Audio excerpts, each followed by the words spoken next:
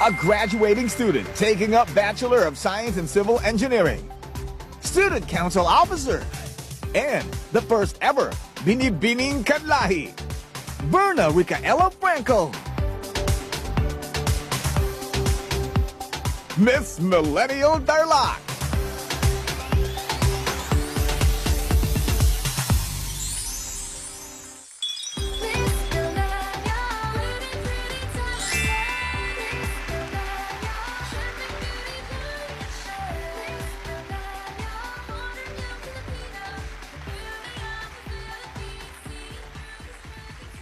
Hello, Dabarkads! Maya paugdo karang Dabarkads kung Kapampangan, naimbag nga aldaw sa mga Ilocanos, at magandang tanghali po sa inyong lahat. Ilocano, Kapampangan, and Tagalog po. Tapos po, may yung mga kababayan po naming Aita, minsan po kasi ginagamit po nila yung sambal. Sambal po yung tawag sa Narinig na natin yung Marunong ka rin nun? Hindi po. 132.7 kilometers away from Manila ay kayang-kayang puntahan yan. Yes po. No? Yes po. Kotse lang ang katapat or Bus po. Dito Bus. ay, pag galing po dito sa, sa Cubao. Manila, opo, sa Cubao po, may masasakyan po doon. Diretso po sila. Gaano katagal papunta sa Tarlac? 2 hours. Bukod po sa mga Tarlaceños, ipinagmamalaki din po namin ang Kanding Falls, Capas National Shrine, at ang Tarlac Recreational Park. Yung Kanding Falls po kasi, sa San Clemente, located po siya sa San Clemente, Tarlac, and 15 to 20 minutes lang po yung trekking niya. So, malapit lang po talaga siya, and may mga activities din po na swimming, cliff diving. Yun po.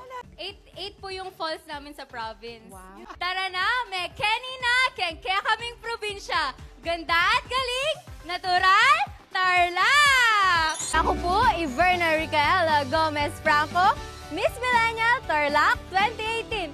May Kenny na, kaya kaming probinsya. Welcome to the Crow Valley Gunnery Range of the Philippines! Alam niyo ba, mga Dabarkads, na dati itong military base ng U.S. Armed Forces dito sa Pilipinas? At hindi lang yan, dahil ito ang may pinakamaganda at pinakamalawak na training range sa buong Asia! Hello, Dabarkads! Nandito po tayo ngayon sa Capas National Shrine na itinatag ito bilang pagbibigay-pugay sa ating magigiting na sundalo at kapwa Pilipino na nagbuwis ng kanilang buhay sa Death March noong World War II.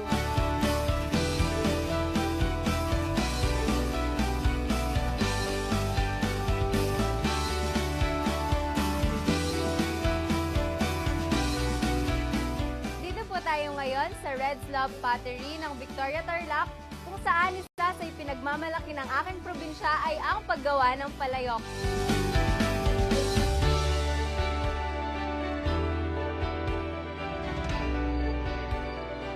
Hello, Dabarkads! Nandito po ngayon si Kuya PJ at tuturuan po niya tayo ngayon kung paano magluto ng sinigang sa kulibakbak. Mula sa kanlungan ng iba't ibang lahi, Berna Ricaela Gomez Franco, your Miss Millennial Tarlac 2018. Ganda at galing, natural Tarlac! So yung JVY Sports and Recreational Complex, kung adventurous po kayo, dito po yung perfect place para sa inyo. Kasi may, ayan Ayan po, siya. may ano po siya, may racing, circuit racing, and pwede rin po kayong mag-swimming, basketball, kayak, and bird watching po. Yung mga photographers po, pwede po sila doon. And itong, Go ahead, Pauline. And itong Capas National Shrine, yun ba yung parang Christ the Redeemer? Hindi po, Monasterio Iba de pa. Tarlac po yan. Ah. Opo. Ito yung parang V-shape na Opo. inverted. Opo. Nung ano po kasi yun, parang itinatag po yan bilang pagbibigay-pugay po sa mga sundalo at kababayan po nating Pilipino na nagbuwis po ng kanilang buhay sa Death March noong World War II po.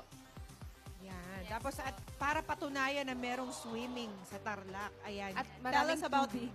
Tell us about Kanding Falls. Ayun nga po, nabanggit ko na po kanina yung sa Kanding Falls po. So 15 to 20 minutes trekking po siya. Pero okay. may dadaanan ka pong ilog. Saya. So maganda naman Yes yung po, maganda po yung journey ano, opo. going to the Adventure. the The Opo. falls. Yes po. Namin yung Kamaro. Ay, opo. Bakit ka nga ba walang dalang Kamaro? Kasi po, pag tag-ulan po talaga yung mga yon. Pag mga bandang May po sila, ganon. May, Dun po- June, dun sila Opo. nagsisimulang Dun po lumabas. sila lumalabas. Hindi sila in Kaya season. ngayon po wala po, opo. Hindi po nila season. Thank you po sa mga kababayan ko po nagbigay ng kanilang mga products. And syempre po sa governor po namin, vice governor, board members, and mayor po ng Municipality of Capas, and the SB members. And of course po yung mga sumama po dito ngayon, yung family ko po and mga tourism officers po. And yung mga kaklase ko po, nandun po sila. Nag-review po sila para sa board exam ngayon. Maraming salamat sa pagsuporta kay Verna. Ang Miss Millennial Philippines ay hatid sa atin ng Pride with Fabric Conditioner. Ituloy ang bango with pride. Vitamilk, balik bote, feels good.